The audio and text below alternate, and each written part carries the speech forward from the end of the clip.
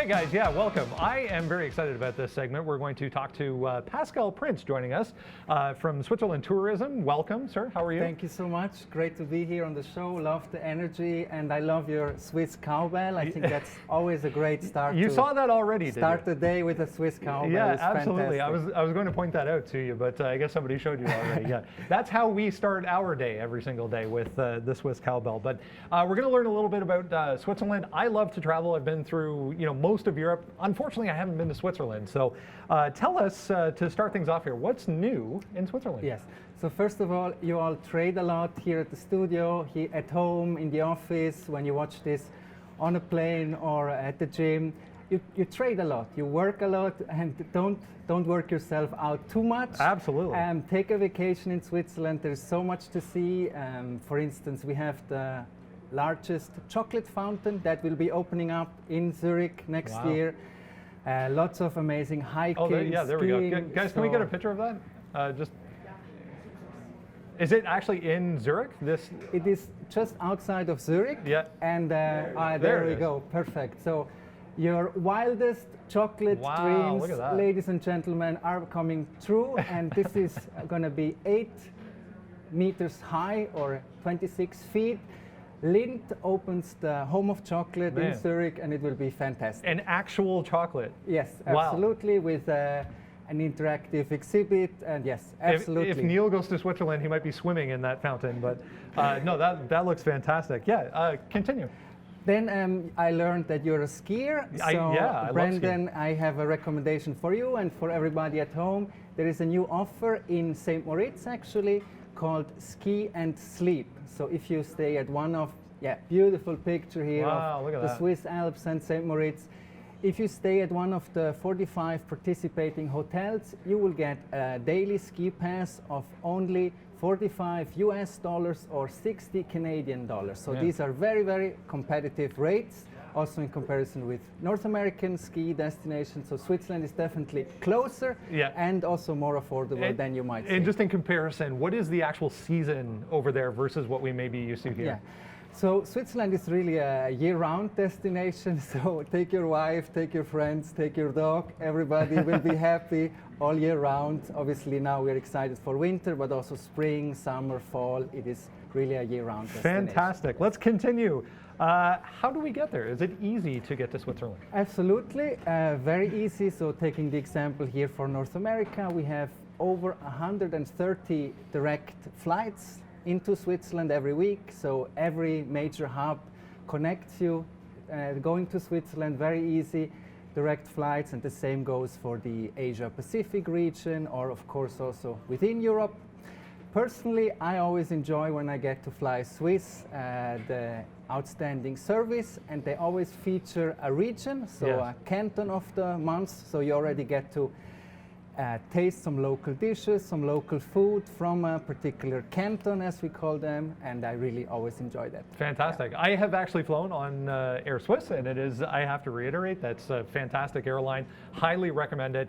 Once we're in Switzerland, how is it traveling around the country? That's really one of the many great advantages of Switzerland. It is very easy. So you all look at screens, charts every day, trade a lot. So trade your charts and screens with some hiking boots, some ski boots. Absolutely. And get out there, get to Switzerland, get some oxygen. And really to travel around, the best way are our trains. Our public transportation system is fantastic. And I often get asked this question. The most popular ticket is actually the Swiss Travel Pass. Okay. And what does that give you access to? So I use it all the time myself. It gives you access basically to the whole country. So all trains, all boats, all buses, 500 museums, 30 castles are included in this pass. It's really fantastic. Plus you get many discounts on mountain excursions. You have to see the Swiss Alps. You have to go up there. Plus, if you go with children up to 16, they travel for free. So also very family friendly, definitely. So Swiss Travel Pass.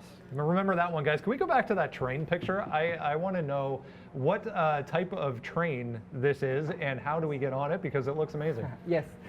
It's actually one of my favorite. It is called the Bernina Express, and it starts in Chur and then goes to St. Moritz, and then all the way into Italy, into Tirano. Oh, wow. So this really connects, I would say, the Lake Como region with Switzerland, and it is simply fantastic. You see the food is delicious. They offer schnapps on the train, so definitely a lot of fun. And I love it. It looks like the windows kind of wrap around on the top so you can get a better view of what you're passing by. Exactly. I mean, it's like watching, I guess, National Geographic or something. Right outside your window. Exactly.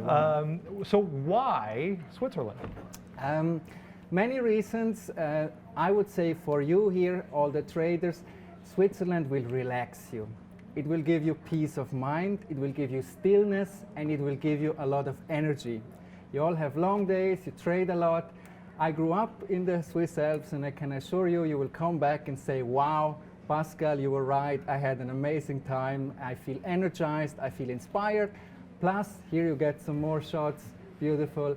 Plus, of course, people speak English, so it's very easy to travel Switzerland. Our trains are fantastic, and there is so much to see in our 4 language regions. Now, I mentioned that I've been through a number of cities throughout Europe, and if I could have done anything different before I left, one of those things would be to speak to someone from the region, because you get a lot of kind of insider tips, I guess, a good way to mention it, about how to get around, where to go and eat, the food, things like that. What would your tips be if we were going there for the first time, say? Yes, so I'm very happy to be here. I'm in a good mood, so I'm going to give you 5 tips for you and for everybody watching. So number 1, very simple but very important, try Swiss wine. It is fantastic, it is delicious, and it's probably one of our best kept secrets. Indeed. Then number 2, I mentioned the Swiss Travel Pass. That's really the best ticket. If you travel by train, and traveling by train is also great because you get to meet local people. Swiss people are nice, friendly, talk to them. Then number 3, if you want to get off the beaten path, I recommend something fantastic called the Grand Tour of Switzerland. And if you like to travel sustainably, there is actually the whole route that you can take in an electric car. So for instance, a Tesla, you can drive along the Grand Tour of Switzerland. Wow. We have charging stations, absolutely no problem, very easy. Or on the other hand, if you want to bring some of your buddies along, Brandon, bring your shades, a leather jacket, you can do the same route on a Harley Davidson, on a motorbike, or of course also on a train. Just curious, if we wanted to rent a Tesla, what would that run us per day? I mean, I'm putting you on the spot, but no, I mean, it's really not so much how fast and how far you go, but the idea is really that you get off the beaten path, that you go to, we have so many of these incredibly beautiful villages that people don't go to, and I would say 10 days is really a great amount to experience. There you go, the Grand Tour of Switzerland. And it's a world premiere, we are very proud of it. It is the world's official first vacation route that can be entirely driven in an electric car. That's amazing. Let's go over to the desk. Sean has a question. Hey, Pascal. Thank you for coming here today, and we'll be on the camera. There we are. Hey, just a quick question. You sparked my interest there with your wine comment. So I'm not too familiar with Swiss wine, so what I was going to put you on the spot maybe is there a specific grape that we should be looking out for? Is it a Pinot Noir? Do you have something similar to like a Champagne over there in France? If you could just elaborate there, because I know that we have some liquor stores here. I wouldn't mind picking up a fine bottle before we travel over there to Switzerland. Yeah, tell us what to buy. I like you, very good question. So I grew up in a wine family, so this is one of my favorite topics for sure. Yes, we actually have some grapes that only grow in Switzerland. Okay. One of them is called Humagne, and that grows in the canton of Valais. That is where Zermatt is located. And overall, we have a lot of delicious Merlot in the Italian-speaking part in Ticino.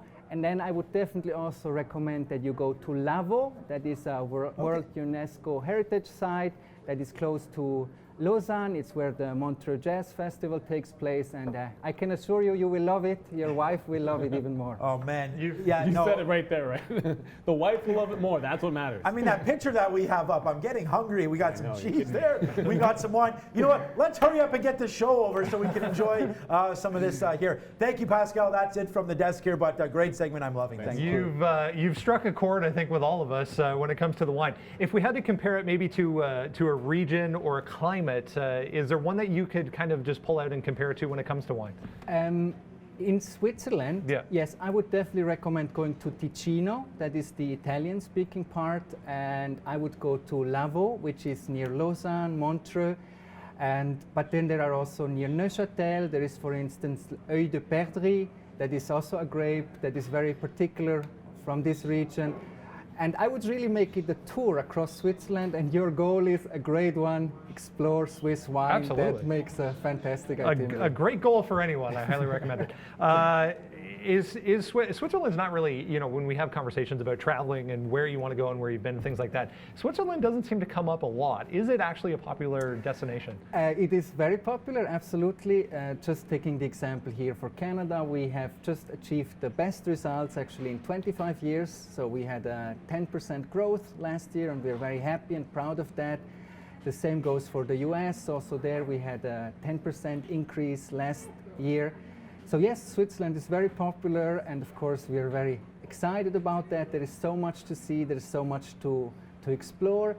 And I think one of the tools that also helps for that, the smartest people in our company, they put their heads together, and we completely redesigned our website. So I highly invite you to visit it. It is fantastic. It's myswitzerland.com. So as soon as you get on it, you can pick your first favorite wine. You see it here, beautiful. You immediately feel in Switzerland. This is Fribourg in the French and German speaking part. You can choose events. So it's definitely a great way to get inspired, but then also to book your trip to Switzerland. Fantastic. I'm a big foodie. I love exploring new restaurants. I love exploring new foods. Is there a city or specific area that we can go to where there's maybe the most concentration of restaurants? It doesn't matter price range, but where would you recommend to go for a foodie experience? Yes, I would also that's something that's very close to my heart, and you feel it, Brandon, the 4 languages. So I would definitely also for food, I would combine the French-speaking part with the German-speaking part, the Italian-speaking part, and the Romansh-speaking part. And I would definitely visit some high-end restaurants. We have, I believe, the highest concentration of Go-Mio restaurants per capita worldwide, so this is fantastic. But I would also really go for some classics. You have to have your fondue, you have to have your raclette. I mean, that's a must when you go to Switzerland, just as you have to go up to the Swiss Alps. Is there a specific, you mentioned a couple there, but is there a specific dish that we might not be familiar with that you would recommend to try if we go? Yes, there are several. So in my region where I grew up, that is the canton of Graubünden, there is something called Kapunz or pizzoccheri. You definitely have to try that. Then in the Ticino, I would definitely try original risotto, and risotto is not risotto. You have to try the risotto in Ticino.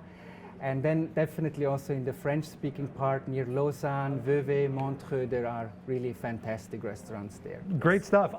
We obviously have a bit of a Swiss tie here. Yes. I've been asked to ask you where we can get aromat. I have some at home actually. I have to find that out, but I am sure you can find it in maybe a convenience store or next time when store. I can talk about summer more and hiking. Maybe I can bring you some. Fantastic. We love trains, we love aromat, we love cheese, we love chocolate. Aromat really keeps us going. Aromat is a food product for everyone who isn't aware of it. Maybe compare it to something here, if that's possible. I mean, I think it's a really refined mix of. There we go. Yes, it's there we go, perfect, beautiful, looks like home, yes. It's a refined mix, I would say, of pepper, salt, and it's a great seasoning for your morning eggs on a Sunday or any dish pretty much. What can I say, guys? Thank you so much. Pascal Prinz Thank you very from much, Brandon. Switzerland Tourism. Guys, check out Switzerland. I definitely want to now. One place I have not been, but I will have to go. We'll send it back over to the guys.